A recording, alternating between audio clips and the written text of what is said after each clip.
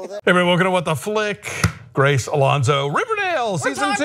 Riverdale. We meant to get to it before, but it aired on Thursday nights, and it was gonna be late in the thing, but it's Wednesday nights now, so we can talk about it on Thursdays. Yeah. Exactly, they did it for us. They made the change for us. They're absolutely. Like, throw you a bone, Alonso and Grace. So chapter 14, because we're meant to look at this as one ever expanding saga, A Kiss Before Dying.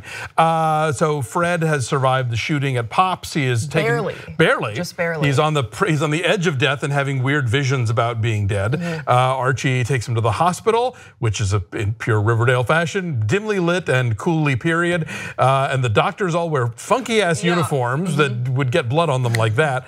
Anyway, Hiram Lodge is out of jail and has come to town. We don't know who shot Fred. They're trying to figure out who is the quote unquote angel of death. Yes, the black mask killer. And what could be the motive, because we discover that Fred's wallet is missing. Right. And if you were just doing a robbery, wouldn't you just take the cash register, get the cash, grab whatever? Yeah, no money gets stolen from Pops, and the wallet is missing. Very suspicious. Very suspicious. Jughead uses his new connections with the Southside Serpents to see if they had any hand in it, because a bunch of them got fired from the construction site.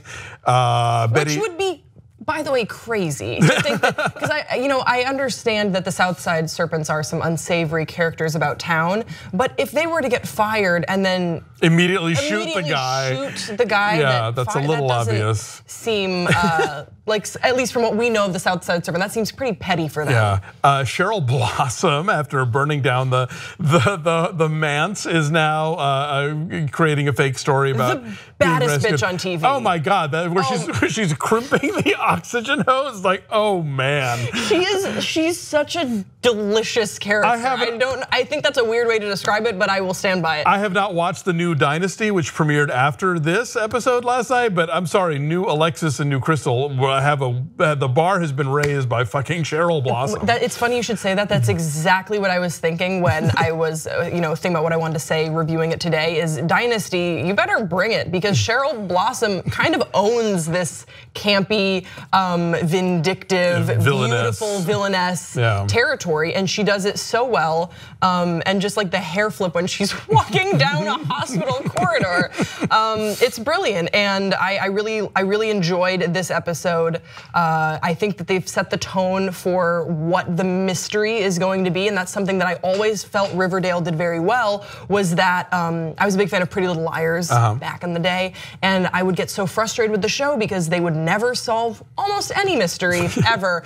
And I felt very satisfied at the conclusion of season 1 that we had some answers. Yeah, the Jason Blossom mystery was a good through line for the whole thing. I mean, this is very much, it's not as weird as Twin Peaks, but it is the sort of thing of like seemingly ideal small town with secrets, and when one murder throws everything into sharp relief. And so now we have, I think this season is going to be about who's behind the black mask, because at the end of the show that guy comes back and kills Miss Grundy. Yeah, and Miss Grundy, by the way, had also been engaging in another sexual macking on another inappropriate, I guess we technically do not know his age, although it seems fair to assume he is not of age. Yeah, he's looking high school. He's looking at this show's version of high school, which is 23. Yeah. But no, I was worried about how this show is going to keep going after capping off its season 1 mystery, but I realize now that there's enough character stuff that's carried over and needing resolution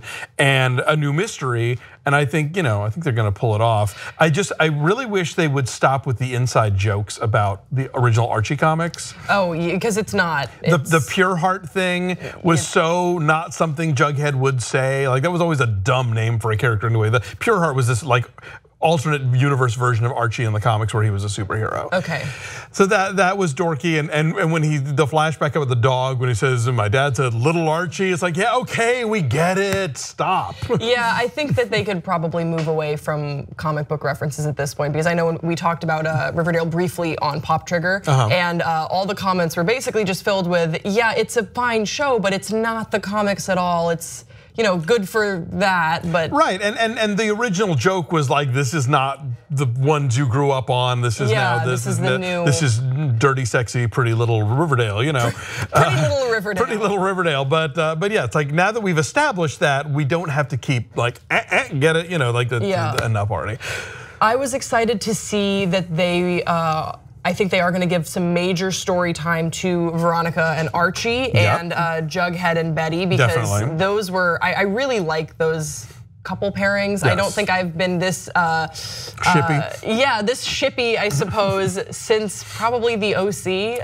For a teenage. I know. And there will be trouble ahead. Just get ready. I know there will be, but I always like when they give when shows will give fans just at least 1 or 2 episodes when things seem fine and supportive and healthy before they fuck things up, which is fine that you need to do for good television. But I always felt like I think of Gilmore Girls. We didn't get enough Jess episodes. We didn't get enough good Jess episodes. So it's nice to see that you have these couples, at least for now, on a level footing to begin the new season. I think that sets a good tone for people who I just love the teenage romance. I think it's adorable, and it's a main reason why it's totally a draw for this. Did you notice who was missing from this episode? New Reggie. What? We're getting a new Reggie this season. Why? Old Reggie is on 13 Reasons Why and apparently couldn't do both. Yeah, we didn't see him. We did see Josie and the Pussycats briefly. Yes, and Kevin Keller. Yes, we did see Kevin Keller. I think we pretty much saw Molly Ringwald. Yes. So we briefly saw all the players. Yeah, no Ethel, no Dilton, but I mean they'll pop up here and there as it goes along, Yeah, I'm trying to think of what else we can cover with this episode. No Chuck. Yeah, no. But he's always secondary. But Reggie is fairly, primary on this show. But we're in a Reggie transition, so maybe they hadn't hired him yet. I don't know. Yeah, maybe they had to leave him out. I'm trying to think of what other storylines we can cover. Well, I think Veronica has raised some suspicions about her parents potentially being involved in the shooting. Yes, and I think she obviously has been very resentful of the kind of being lied to and the sort of duplicitousness. But now that Dad's back, we'll see if she can maintain her backbone or if she's going to fall in line, because the mother clearly is terrified of him. So yeah, and I was a little disappointed at that, because I really enjoyed the parents, which you almost never say about a teen show, but I really do enjoy that dynamic, and I felt that she and Veronica had such a tight, close-knit mother-daughter open relationship. As in season 1, we would always see Veronica was able to talk to her mom about difficult subjects. Yeah, but by the end of the season, though, like the mother had been lying to her about stuff, and she's been acting out. So we'll see how that. I want them to get back on. I want everyone to get along, because I just love when they get along. This show just makes me feel like I'm coming home for Thanksgiving and seeing my high school friends. Oh, I love Mrs. Cooper not getting along with anybody. That is fun stuff, and that's our Twin Peaks hook. Yeah, that's true. Dynamic, so, yeah, with all the pies. I'm excited the Riverdale's back. I hope y'all are too. We'll be back next week. Thanks for watching.